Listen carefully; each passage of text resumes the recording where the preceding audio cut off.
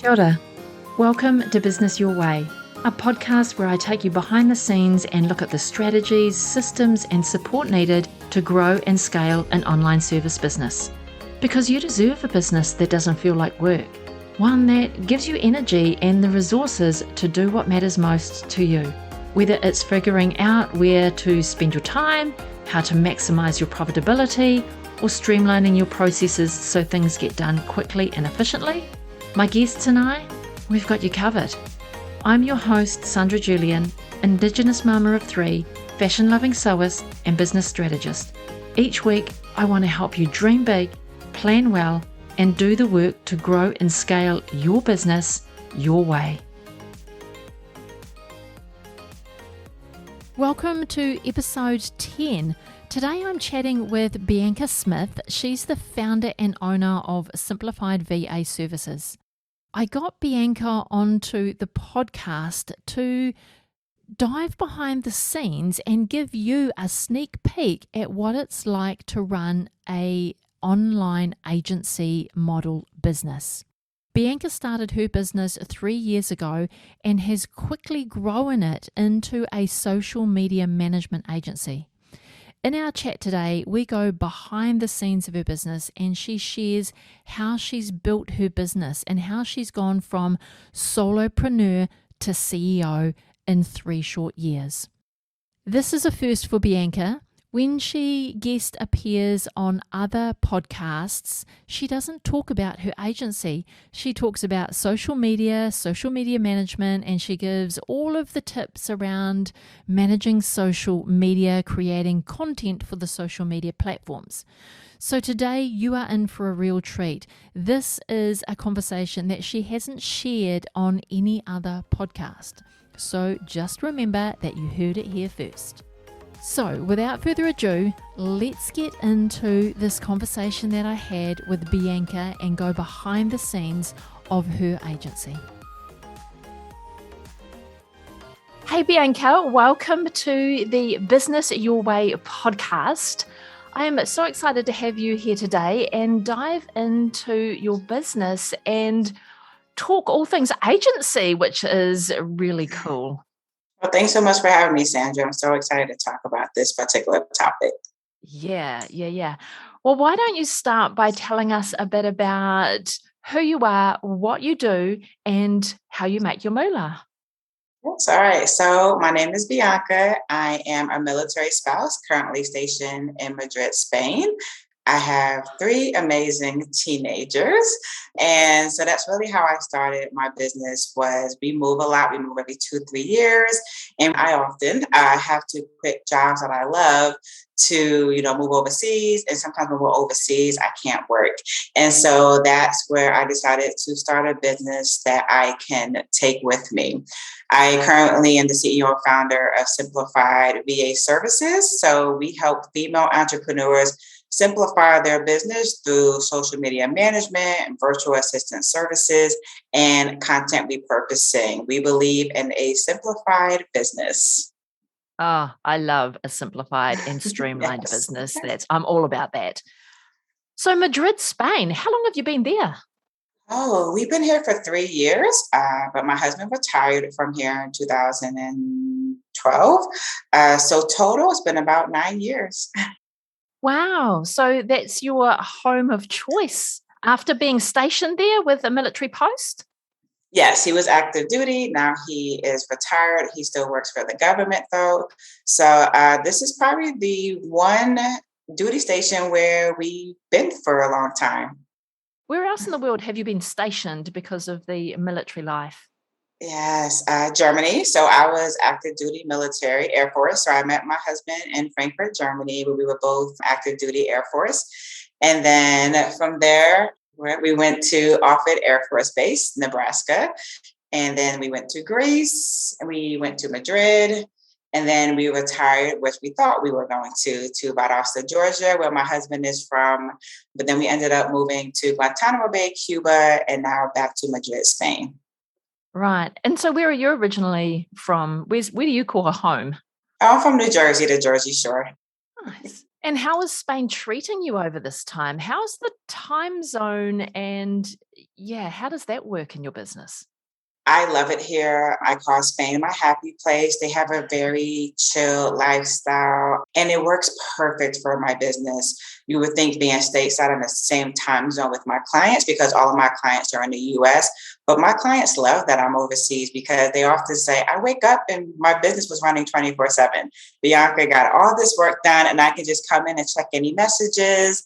And I do take a break between 5 p.m. and 9 p.m. to spend with my family. And then any meetings that I have, any last minute messages as my clients are just waking up, I take 2 hours and I work in the evening for 2 hours to answer any messages and have any meetings. So it works out Mm, perfect. nice. Has it allowed you to, access clients or attract clients from the UK and on that side of the world, Europe, UK side of the world? You know what? We serve everyone, but I tend to only get clients that are in the US as far Mm, as clients that reach out to me. interesting, hey? It is interesting. Because there's a whole world just like in the same time zone. So how long ago did you start your business? Did you already tell me that? I started as a virtual assistant 3 years ago. Oh, So okay. right when we came to Spain, my kids were in school, my husband works, and I said, what am I supposed to do? I have a master's degree in accounting. I just left my job in banking and I started to look into maybe doing some bookkeeping. So I was doing bookkeeping for Etsy shops. And then another military spouse told me about the world of virtual assisting. So that's how I actually started. Okay.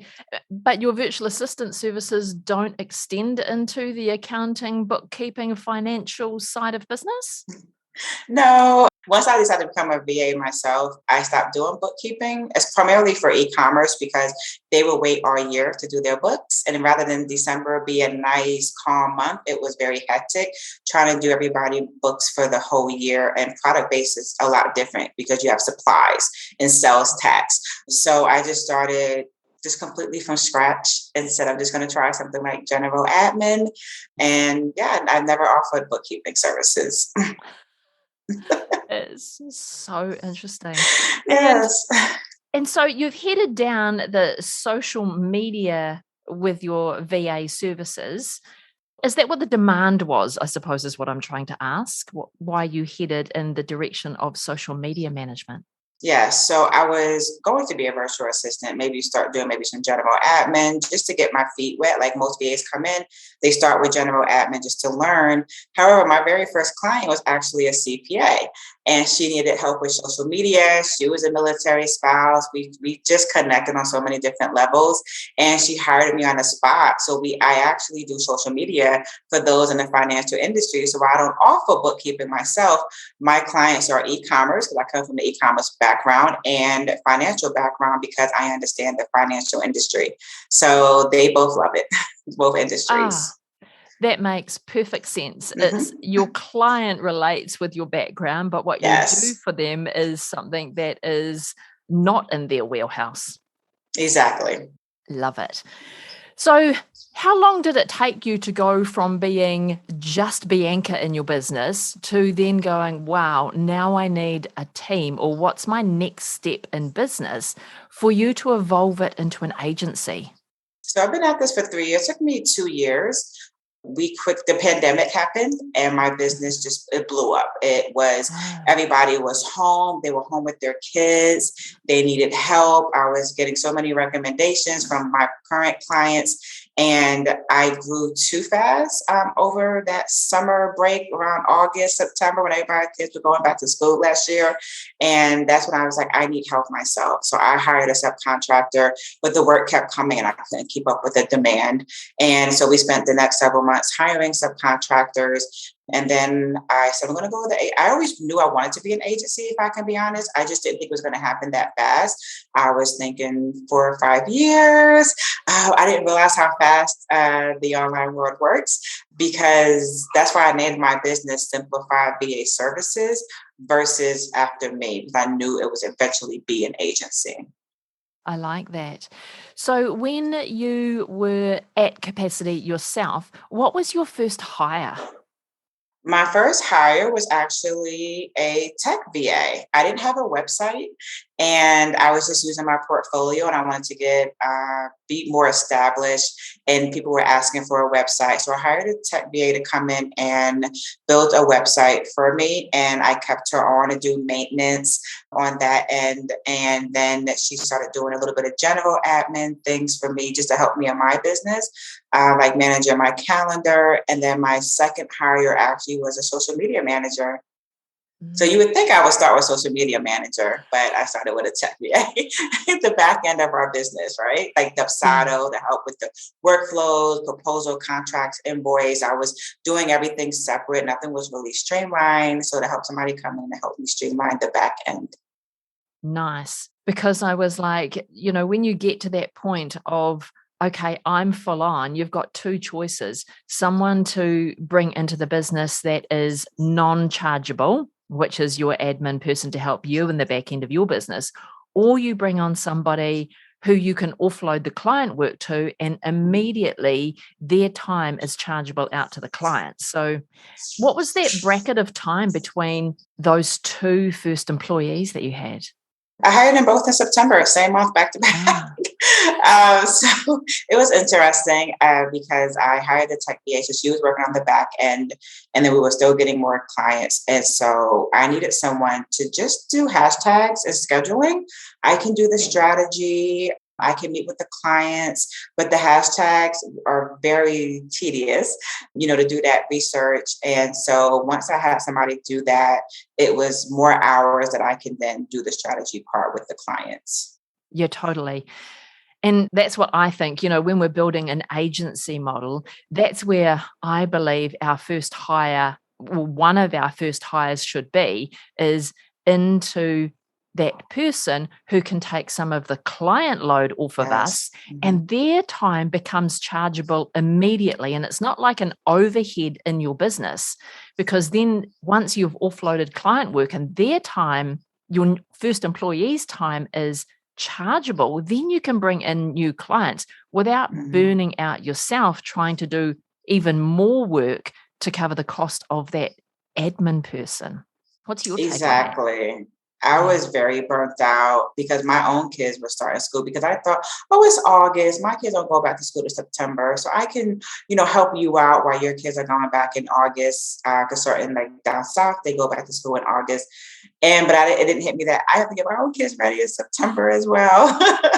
And in Spain, they actually went back to school a year earlier than the US. So it was, the stress of, in Spain, it's illegal to homeschool. And so I didn't have a choice. I had no choice but to send them to school. So it was like trying to deal with the business and the stress of your kids going to school after a year off.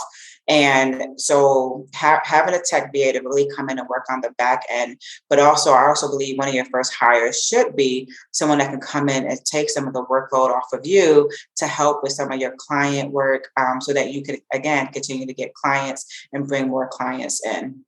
Yeah, for sure.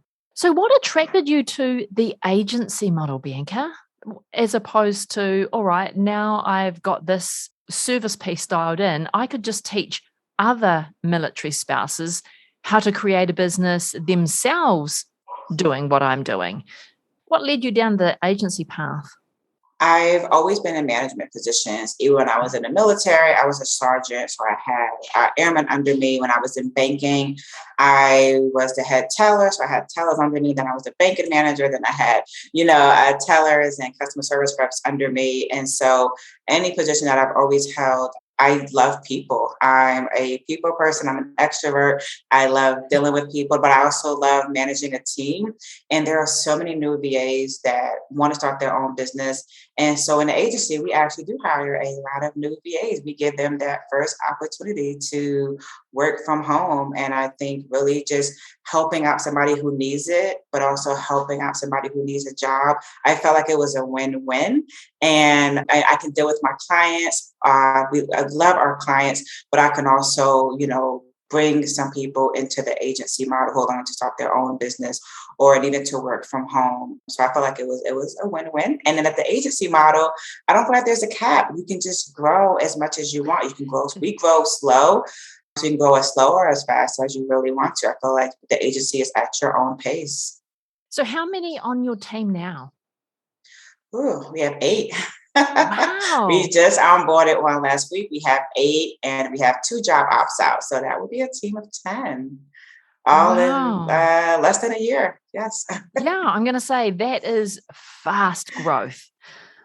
How have you managed that? That would seem like you are onboarding new staff continuously over the last 12 months. It must feel like that. It has felt like that because as we're onboarding clients. So what happened, we were just doing social media. Well, then we started to offer virtual assisting, but client facing. So the great thing about that is they onboard with me, they get to meet the potential client and they work directly together.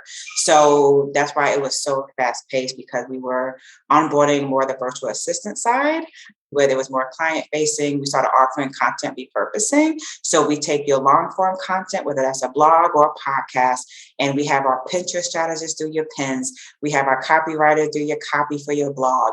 We have our social media manager do your social media. If you need anything on the back end, we have our BA. And so there's this mixture of people that are working in your business. Why I love the agency model because there's, people that say they can do it all, but you really want someone who's an expert in their field. So we have all these people really making sure that we're taking your long form content and getting it out to all these different types of audiences. And so for the last couple of months, it has felt like that. We onboard as we need. And so I'm very selective on who we onboard, what exactly are we looking for? Do they match our potential clients? So really get to know the client, making sure they ride with the VA to get to meet them. And so far, I mean, knock on wood, it's been great.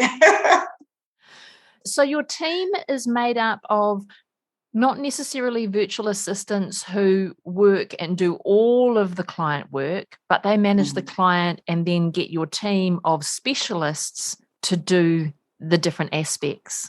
Yes, so it depends. So if there's social media, they work with the social media manager. If it's virtual assisting, they are client facing with the VA themselves. I kind of just manage everything, make sure everything's going good. If the client has any issues, the VA has any issues, then I kind of come in. And then we have the content repurposing part. That's the new offer we just offered. That is when we get a couple of different people. Everybody's on the same Trello board. We have all how it's going to, the workflow, how that's going to work. Everybody's kind of working together. When this person's done, they know that this person needs to do it. So it tends to be a really nice workflow as far as the content repurposing. But then we have, after me, you have the OBM who is overseeing the team. So I don't have to go in and, all these Slack messages from 8 people about to be 10 and making sure that, there's nothing overdue, making sure that, the clients are happy, making sure that the work is being done so that I can really just be the visionary and the CEO of my business and somebody just to manage the team has been really, really helpful because before it was just me managing all these different team members. So Yeah, because that was going to be my next question. What does your role currently look like now that you have the team of 8, soon to be 10? So really good to hear that you've really moved into that CEO role and looking at what your business is doing and being the visionary there. How long ago did you onboard your OBM? what are we in October? So I want to say maybe this summer. I think it was August because we don't take any clients in the summer.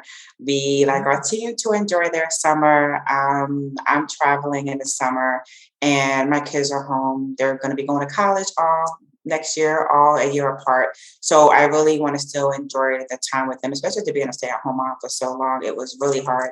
So to help her bring me on before we start taking clients in September, because I knew once we started taking clients in September, we had a wait list over the summer that we were going to all need to onboard a team. So that gave them time to look over our mission, our values, to onboard, see what we currently have going on, looking at our SOPs, making sure that all those are ready to go before we start to onboard anybody else. So that way, if we onboard a new VA, there's certain SO standard operating procedure, which is a workflow of, as a VA, this is what you need to do. As a social media manager, this is what you need to do, and making sure that those systems was working good. And do you find that having packages of service allows you to streamline those workflows even more than maybe a bespoke type service? Oh, yes, we love package based. It actually works better for the client because they can purchase, for example, virtual assistant services, they can purchase 10 hours at $500. And they get 10 hours of service, 2.5 hours a week. the VA and the client working like a Trello board that we're all a part of too. So we get to see, the workflow, everything that's getting done. But social media, that's based off of deliverables. And it actually works for you too, because we can really create quality content without the hours holding us, I feel like, hostage. And we can really give you quality work. Plus it takes a lot to do social media. We do a lot of training. We do trainings every Thursday. We're keeping up. Like right now, everybody should be rolling out to get the new link on Instagram stories. So I like to, put that on social. And I always like to send an email to my clients like, hey, we have the link stories coming out. We'll be implementing that in your business so that I can do some of that training and some of the networking and the marketing and really, reaching out to our clients when those happen. So talk to me more about what Bianca's role as CEO looks like now. Oh, my CEO role. So I spend a lot of time marketing, a lot of time marketing, networking, like here on a podcast. I am very active on Instagram. I do lives. I do a lot of educating on outsourcing. So I believe everybody should outsource. I believe outsourcing will help you grow your business. And so I spend a lot of time nurturing relationships, getting on summits, speaking. And I don't really like speaking, but that's the part of, getting out that shyness of being, the CEO of my business and thinking like, what else can we do? So in October 1st, that's when we started to launch content repurposing. So if I wasn't the CEO and I didn't have a team or have that time to really be the visionary, I wouldn't probably have rolled out content repurposing. And I realized a lot of people needed that service. So when I rolled it out, we did some market, and then I guess more market research, talking to people, this is a service that you like. And so really just the back end of making sure that all of that is working. And so that's the CEO of that. But I also have a second company too. So, always spending so much time marketing and really networking a lot. So tell me about your second business. Well, it kind of rolls into the same thing. So we have the agency and I'm a virtual assistant coach. So in February, I decided to start coaching virtual assistants on how they can start, go and implement their own VA journey. And so I do one-on-one coaching, group coaching. I have a monthly membership. So very busy. And I love it because they intertwine. Like I just hired one of my coaching students for my business. And that's what I love about it is that they go through my program, they go through my course. And knowing that when I'm ready to hire, they are the first people I look into hiring for the agency. One feeds the other. I like that lots. Exactly. So how long have you been doing the coaching, mentoring, training? How long has that been an additional part to your agency, I suppose, if that's how we describe it? Yeah, that started in February. I think I got my first coaching in April. Again, that was supposed to be the 2022, but Clubhouse happened, the pandemic, everybody was home. I just went on Clubhouse one day and I was like, I'm going to do a coffee chat with VAs. I like talking. And I had so many people come into the room. And now we have a room 3 days a week still. We have a room 3 days a week on Clubhouse. It's where I funnel them into the group and I meet people. And I just wanted to talk and people like, do you coach? And I'm like, no, I don't coach. And they're like, oh, you just know so much. And then I started a Facebook group just to funnel people into, so they didn't have to ask me if they wanted questions, or we would always say, do you need a resource? And funnel them to get resources. And then in, I think April, we started full-blown coaching. So yeah, it's been interesting. And so is the demand for wanting to be a VA, is that demand really high? People wanting to move really into... high. It's really high right now. The pandemic. Let's blame everything on the pandemic because a lot of people lost their jobs. So a lot of people lost their jobs, or when they wanted to go back to work, they didn't want to go back to work. They got used to being home. And so I see a lot like me, people were going online and saying, how do you work from home? And, legitimately work from home, or maybe they don't want to do an LMM. And it's like, well, you can be a VA. And I'm still amazed at how many people don't know what a VA is. And so I said, well, join my Facebook group. We talk a lot about what a VA is. And they sometimes, like me, I didn't think this was real. I didn't think I can work from home. I set my own schedule. I work when I want, as long as I get the work done. And it seems almost unreal. So I think the pandemic really working from home, people losing their jobs has really, in the last year, there's been a lot of VAs right now. And yet there is so many other opportunities to create a business online, Mhm. other than moving into being a virtual assistant. So that's interesting that that's the first thing that people think about is the option for creating an online service. I think well, what I've been seeing as I've been coaching the students is people are telling people become a VA as if it's easy. And so what we're seeing is when people go into Facebook groups and they say, well, oh, I need something to make money. I want to stay home with my kids. I want to leave my teaching job. I don't want to do this anymore. I don't want to work these long hours. I see people say, become a VA, become a virtual assistant. But then I come in and say something different. Understand that this is a business, that when you become a VA, that you're not an employee, you're a 1099 contractor, you are working for yourself. There's a lot that goes into it. So while we see a big tick of people wanting to be VAs, we also see them wash out very quickly. They're there one minute, month, they're not there. So for those that have stayed, their business have grown because now they're knowing, wow, this was a lot of work. So I think there's that disconnect where people think, oh, I'm going to be VA, I'm going to get a client. And then 3 months later, they don't have a client. But they don't know how. So that's when coaches like me come in and say, let me teach you, let me show you the how of how to get a client, not just, oh, go into Facebook groups. That's great. But what do you do with these Facebook groups? Like, how are we getting clients? And so we teach them, the elevator pitch to have a portfolio and things like that so they can really start to go out there and get clients. But it does take time. And so, how many of your team are helping you with the coaching course, membership, education part of your business? So right now, I just have one. I have a community manager. So she helps me with that. Any videos she downloads, put it onto YouTube, into our vault.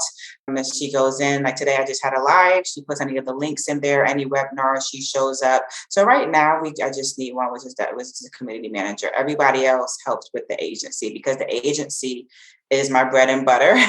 The agency is where all the clients are and where we need a lot more help with the agency side. Let's talk profitability. Mhm. Profitability of your agency. Have you seen that grow over time? Have you always had a target with your profitability? Talk to me a bit more about that. Yes, I would love to say we finally hit six figures in the agency. It was a next year. I feel like all these goals I have for 2022 happened this year. And I think the reason that we were able to hit six figures is because we started the agency in January. So I said, okay, so when we switched over to the agency model, I do want to say this. I gave a lot of my clients a choice. I had a lot of one-on-one. And I said, I'm going to agency model so you can stay with me or I'm going to offboard you. But please understand, I would no longer be working with you one-on-one, but I'm still very much there. If you want to hop on a call, I'm there. I'm still doing the strategy side. But as far as doing actual implementation, that's my team. I think at that point, we only lost two people. They were like, no, I only want to work with you. And I'm like, I'm sorry. So I helped them find another VA because I love working with them. It's just that when you become an agency, you do have to take a step back out of the implementation. Everybody else decided to stay with us. They got to meet the new VAs. They got to meet the team. So it took like the whole first quarter of really fine tuning the agency, switching kind of everybody over. We spent the second quarter, okay, everything's is settling out. Let's start to bring in more people. We have a team. We took the summer off. We didn't onboard any clients. And then September hit and we started to bring in actually some corporate clients at this point. So that's when we were able Wow. to really hit six figures, is really bringing in some corporate clients and raising our prices. Right. So your team are only part-time? Yes, a lot of them are project based. Some of the VAs are, well, no, we have three VAs that work e-commerce and they're working about 40 hours, 30, 40 hours a week with some clients. So the VAs are more 30, 40 hours or more full time. And everybody that's social media is more part time because we batch content for the month. So as long as they get all of our clients, we batch everything by the month, they can go work on other client work because they have a lot of free time because we batch by the month. So by the 15th, everybody's content is done for the following month. Right. Nice. Nicely Mhm. done. So profitability in the agency, how often do you look at your figures? Like, is that something that you look at monthly, or is your business more on maybe a quarterly cycle because you see some ups and downs and some ebbs and flows? how do you look at your financial figures and kind of go, oh, we're on track with our profitability, or Mhm. that's par for the course because it's summer? And then, Mhm. heading into the other seasons, we can expect to go up. How do you manage Yes. that in your agency? This is going to surprise you every Friday. Ah, Every Friday, I look at my finances as part of my CEO day. So I have a CEO day where part of that is bookkeeping, is looking at our numbers because I have a master's degree in accounting. Numbers is my thing. And so for me, looking at numbers and seeing, okay, what if we get this client? Can we even bring on a new team member? What would the profit be like? Can we invest in something? Because our scheduler is expensive. And every time we add more clients, it gets more expensive. And then also looking at KPI. So my VA goes in every Wednesday. She tracks all of our numbers, all of our key performance indicators. How many followers do we have on Instagram? How many, people do we have on our newsletter? How many, one-on-ones that I get with consulting calls. But sometimes people just want to consult with me. They never hired a VA. They just want to talk it out. And so I have a guide and a free guide that they can look at and go over it themselves. And they're more than welcome to book just a consultation call for an hour where it's like, okay, where are you at in your business? Let's look at where you are. Let's write everything down. And so we look at all those numbers, the key performance indicators, our goals, where we at with those goals. And that can really say, okay, we can take off for the summer. We're just going to pump it hard. So third quarter, we go hard. And we're on fourth quarter, we won't onboard any clients for December. We don't onboard in December either because it's the holidays. We take a week off, New Year's to think, Christmas Eve to New Year, so the team can really do that. Then if we're onboarding clients, we try to give them our undivided attention. So I look at my numbers every Friday. oh, I love And that I'm every moving Friday. things around. Yep. Yeah. Do you know when you bring on a new client, do you know the profitability of that new client from the get-go? Usually, yes, because I am one of those people that put my price on my website. Mm. In the beginning, we were very much give us your budget, we'll tell you what we can do. And it wasn't working. And so, because we know when it comes to social media, this is what we can do for tier one, this is what we can do for tier two. I don't tend to mix the tiers. I'm very clear cut. This is what you get. So, and I know how much I pay my VAs, even hourly for their virtual assistant, because the social media managers are more on package price, where the VAs are more hourly because we don't know how many hours they're working with that client for that particular week. They say 40, but it can be 30, 35. And so they track their hours. And we pretty much know what the profit will be based off of that, because I worked very hard to say these are our numbers, but I didn't start that way. That sounds very much like me. Is I now know when I take on a new client and take on a new event, I know exactly what the percentage of the profit Mhm. margin of that job is going to be, regardless of the size of the job. I've got myself a spreadsheet and a Mhm. formula that says, if this is the type of event that we're doing for you, then this is how much it's going to cost, and this is my profitability margin. So I think knowing that as an agency really helps you grow sustainably. Mhm. Every time you bring on a new client, you know that this is the profitability level, but this is how much Mhm. more staffing hours you're going to need for that particular client. So I love Exactly. that So you know we that. know how much we're charging them. We do it based off percentage. So based off what so I know, if let's say example, I'm looking for a VA and I already know they're going to be out of my range based off what they're going to charge hourly, because we do ask them for their, so I try to be careful with the 1099 and employee. So we don't really set prices when we're doing a job. I just say, what is your subcontracting rate? And if I feel like I already know past a certain amount that is outside of our profit margin. Mm, nice. I love that you know your figures, but you're a CPA, so so heading down that, team still, I feel as though I'm jumping all over the place here, but these questions that burning in the back of my head. Are you outsourcing, as in all of your team are contractors, or are you actually employing? Nope, everybody's a contractor. Mm. So a lot of them have their own businesses, actually. Some of them are new, so they're working with me and maybe another client. We have some that are like, I have no desire to start my business.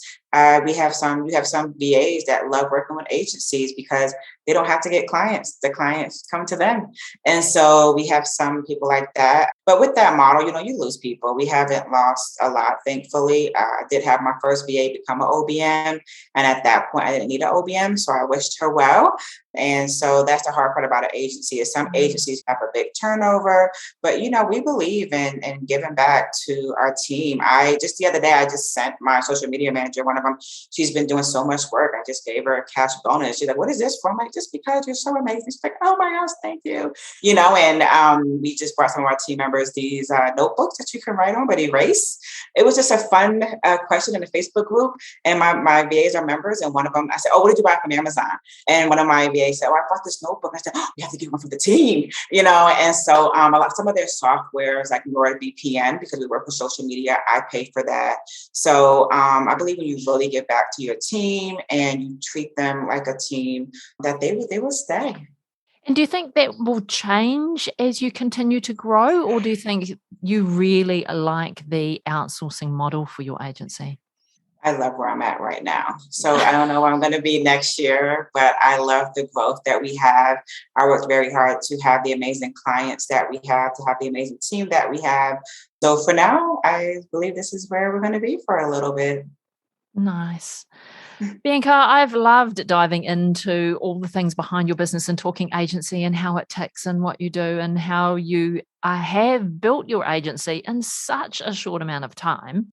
Can you share with our listeners how they can get in touch with you and how they can come into your world?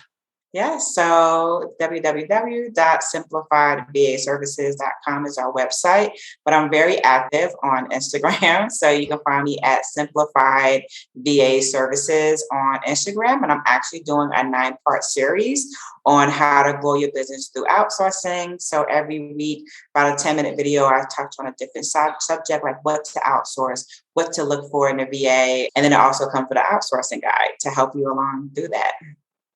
Perfect. All right. I'm going to put all of those links, including your outsourcing guide, because I like that idea. That will really help people, with their outsourcing journey, because that's always a tough one. Where do I start? What do I do? What do I'm looking for? So what do I outsource? Like, where do I begin? And I always say just brain dump. And so that guide is called Grow Your Business Through Outsourcing, allows you to brain dump with marketing, admin, and others. So if it's marketing, maybe you start with marketing. Or I say, just start with what you don't like. If you really don't like social media, start there. So true. So true. Start with what you don't enjoy, get that off your plate, and then it leaves you with what you do enjoy. Exactly. That's perfect. Bianca, thanks so much for joining me today. This has been a fabulous conversation. You've grown so quickly in your business, but you are so organized and so streamlined in what you do. I love listening to it all. So thanks so much for joining us and being here with me today. Oh, well, thank you for having me, Sandra. I appreciate it. It was fun. Did you enjoy that episode, or did you enjoy that episode? Bianca was amazing. Like, listening to her journey of working out how she even got into social media management when she has a master's in accounting. Like, would have just made perfect sense to her to get into some bookkeeping, online services, or something similar. But you heard me ask those questions.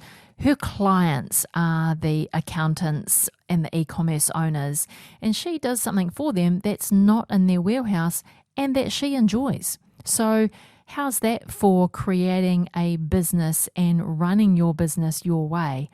Just another example of how you can build a business your way. You don't have to build a business around your qualifications or build a business around something that you've always done because it's what you've always done. No, you can break the mold. You can break through anything to create a business that meets your lifestyle needs, meets your desires of what makes you happy and what spins your wheels. You can create a business around that. Bianca is also a really good example that you can live anywhere in the world and you can have clients from anywhere in the world and still run a thriving online agency. I am advocating really hard for the agency model. There's lots of conversations and lots of chat out there on the internet that if you want to scale your business, the only way to do that is with online courses and online memberships. Whilst you can do that, you can also grow a thriving online agency doing done-for-you services for other business owners. You can move out of being the solopreneur and step right into being the CEO of your business and get a team of people to deliver the client-facing work for you. It does take a whole different set of disciplines, but it is totally doable and really enjoyable. So I'm going to advocate really hard for creating and scaling your business using the agency model. This week, like every other week, we also have this episode written out in a full blog post, not just show notes, but a full blog post with a good story behind it over on my website. So if you want to go and take a read, if you like to read a good story, then head on over to sandrajulian.co/podcast10. That's podcast and the number 10. There you'll also find all of the links from today's episode, so you can connect with Bianca, go and check out her social media agency and tag her on Instagram. I tell you what, why don't you take a screenshot of this week's episode, share it on Instagram, tag Bianca, tag myself, reach out to us. We'd love to hear what you got from today's episode. If you've got any questions about running an online agency or how to grow and move from service provider, solopreneur, and step into your role as CEO, I'd love to have that conversation with you. If you did enjoy this week's episode, please do hit that subscribe button so you get notified of new episodes every Wednesday when they're released. If, like me, you listen on the Apple Podcast app, then I'd appreciate if you could rate the show and leave me a quick review. It would mean the world to me if you could help get this show into the ears of other online service business owners so we can have the conversation about how to grow your business without the burnout, the overwhelm, and doing all the things. All right, my friend, I will be back next week with another interview where I'll be diving behind the scenes of a growing gifting business with my guest, Teresa Tripoldi. Until then, have a fabulous week.